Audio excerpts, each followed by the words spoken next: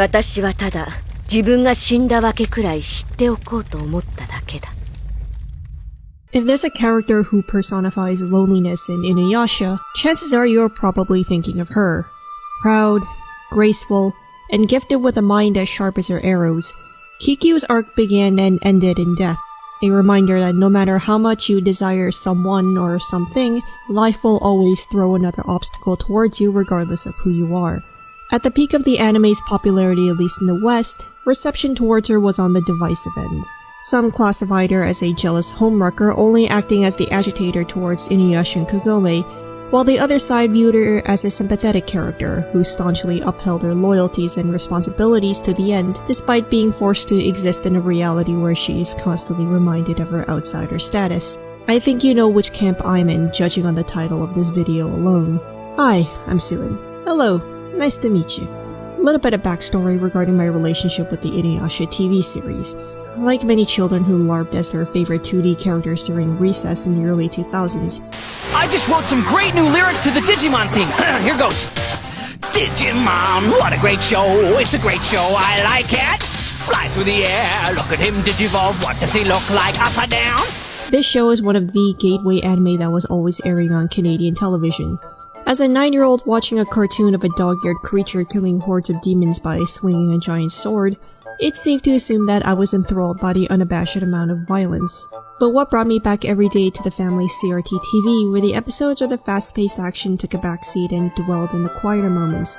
Scenes where the music slowed and the characters were calm and letting out their woes to each other. And a lot of those moments just happened to revolve around her. When talking about Inuyasha as a whole, some parts of the manga has to be touched upon. Though the TV adaptation has for the most part been faithful to the source material with no big deviations for the plot, there are some minor yet important character changes specifically with Kikyo that should be pointed out. In the anime, she was largely distant, even somewhat aloof, exhibiting the hurt and jealousy she has endured through verbal contempt levied against Inuyasha and Kagome. In the manga, while the cold exterior is still present, she showed her compassionate side more through small gestures, which in turn made her feel more personable compared to her animated counterparts. The anime provided more screen time for some one-time characters that in turn allowed Kikyo to bounce off of, or sometimes dedicating 2 entire filler episodes to expand on her relationship with Inuyasha and her village pre-Kagome. In other words, the anime tried to expand on her backstory more with the existing material they had, and the manga showcased her gentle side, which could have affected the overall reception of Kikyo to anime-only watchers. Now, which version do I prefer? The answer is the unsatisfying response of both. The anime focused on her conniving and introspective sides more, whereas the manga made sure her character wasn't too overtly impersonal and distant to drive away readers. And to be fair, she hasn't made the most positive impressions when she makes her official debut in the series. Kaede! お前は私の何だ!血を分けた実の妹ではないのか!その妹が姉の命令を聞けるというのか!お姉様!どけ! When we're first introduced to Kikyo, we immediately know that she was someone of high rank, or at least shouldered some responsibility compared to the average person. From how she sealed Inuyasha to this sacred tree with a single shot, it shows her apt skills in archery despite being mortally wounded. Inuyasha's shocked expression before falling into a deep sleep suggests that they knew each other or at least shared some connection. The fact that she carried out said task proves that she prioritized her duties as the protector of the Shikon Jewel above everything else. Therefore, she was someone who commanded significant influence and respect. From those short 90 seconds, or panels, that was the image Kikyo had cultivated and continued to retain until her revival.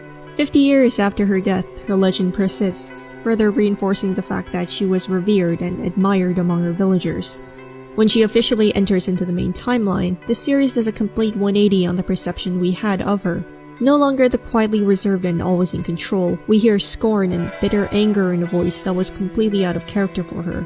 And it's one of those instances where Kikyo's progression comes into play, from the pure and untouchable to the tainted and, ironically, human. It's only after her revival that we see her firsthand comprehending these intense and complex emotions foreign to her, such as jealousy and worthlessness, and part of her development is rooted on how to handle them. Initially learning through a series of flashbacks from Inuyasha's perspective, the appearance of the unwavering and distinguished priestess Kikyo has built up starts to erode and eventually reveal the real her.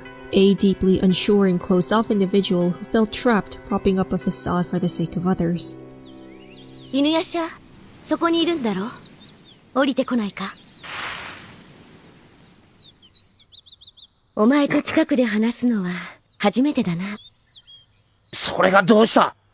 犬夜叉、私がどう見える？人間に見えるか？何言ってんだてめえ。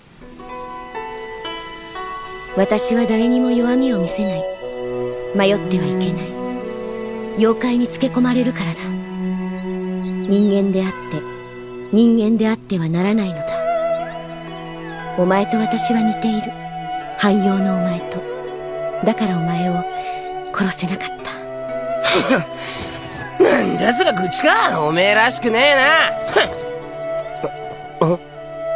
やっぱり私らしくないか。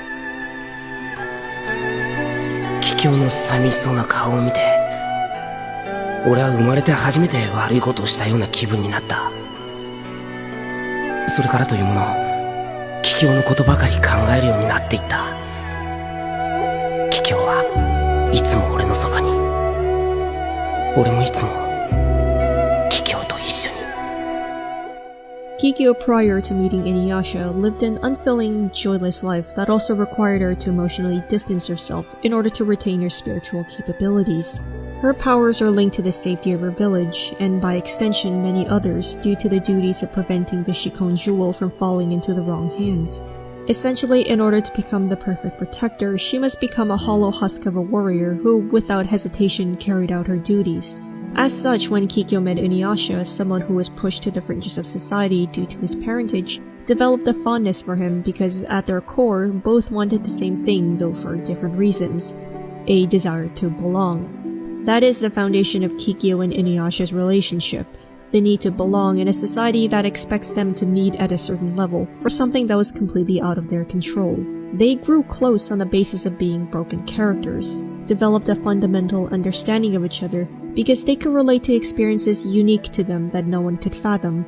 Kikyo wanted to belong in a place where people viewed her as an ordinary woman and not the benevolent protector, while Inuyasha a full-blooded demon out of his desire to command respect and power after growing up in a life where he was constantly hunted and looked down upon because of his impure bloodline. Which is why when the only person Kikyo thought understood and loved her for who she is betrayed her, it was a devastating turn of events because this is the person who she thought could trust. He brought light to her otherwise joyless life, only to play along and take advantage of her in the end. Or so she thought. 二度と再び巡り合うはずはなかったのに。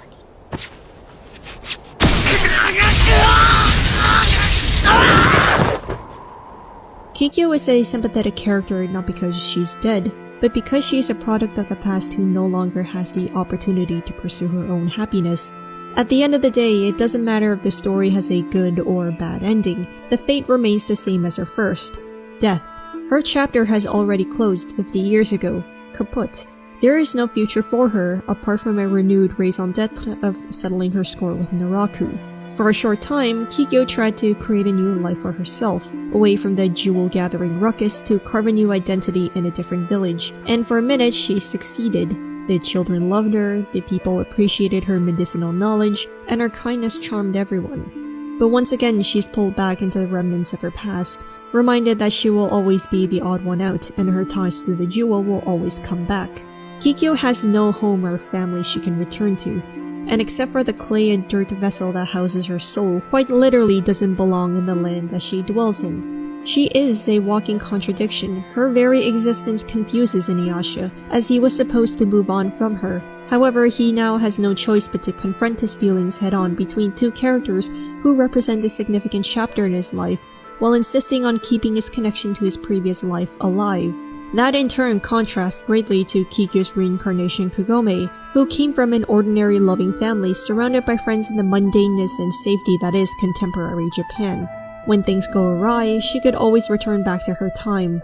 If she needed some additional guidance, she can confide in the comforts and wisdom of her mother. Or if she needed some out-of-context advice, her friends. The big stinger, however, is that Kagome has a sense of belonging and able to connect with others, despite not being someone born from their respective era. Kikyo, however, had no support system and was presumably independent from a young age. Though Kaede is arguably the relative who can fill in that familial bedrock role, she was the much younger one who relied on her elder sister. In other words, the life Kagome has is the one Kikyo yearns for. So when Kagome, the doe-eyed 15-year-old who lacks the struggles and complexities of a harsh life, suddenly bursts onto the scene and begins to heal the emotional scars that Inuyasha bore, Kikyo will obviously harbor pangs of jealousy, especially when she views it as losing to a reincarnation, a copy, a lesser version. How dare her man fall for an imitation of me when the real deal, or at least closest to it, is right here, and he's torn from choosing between us? Who is she to impede on my relationship with him? Kikyo's name, and as a character, has always been remembered for her tragedy and the sorrow that she experienced throughout her short life. Forced to take on the role as the infallible priestess who did no wrong, the decision that ultimately cut her life short from a violent death was born from a single selfish decision. Yes, it's true that her nihilistic soliloquies were at times similar to that of a pretentious 12-year-old discovering atheism for the first time, but the ultimate redeeming factor about her is, at her core, a deeply compassionate woman, because regardless of who Inuyasha becomes, she will unconditionally have faith in what he chooses. And that's why Kikyo is my favorite character, because she chooses to look at the everyday actions that makes us who we are, instead of the extraordinary circumstances that others define us as. I completely admit much of my love for this series is clouded by childhood nostalgia. There are plenty of stories that have a more cohesive narrative than Inuyasha, but I think in these cases, intention is more important than the end result. When you cut away the juvenile hijinks and the copious amounts of action, this is a story about overcoming the barriers based on superficial differences. Regardless of who you are and how you were brought up, there will always be that one individual who will look past the judgment and see you for who you really are. Ironically, Kikyo is the character who engaged in both while simultaneously being misunderstood and abhorred by a part of the fandom. I mentioned in the beginning of this video about how she was a polarizing figure in the series. When the long-anticipated final act anime aired in 2009, the long-standing grudge levied against her lessened, and the audience slowly began to acknowledge her value. By the anime's conclusion, people were finally reminded of the tragedies and suffering Kikyo endured throughout her short life, and was able to fully appreciate for what she did and what her intentions were. And all it took was her dying for the millionth time.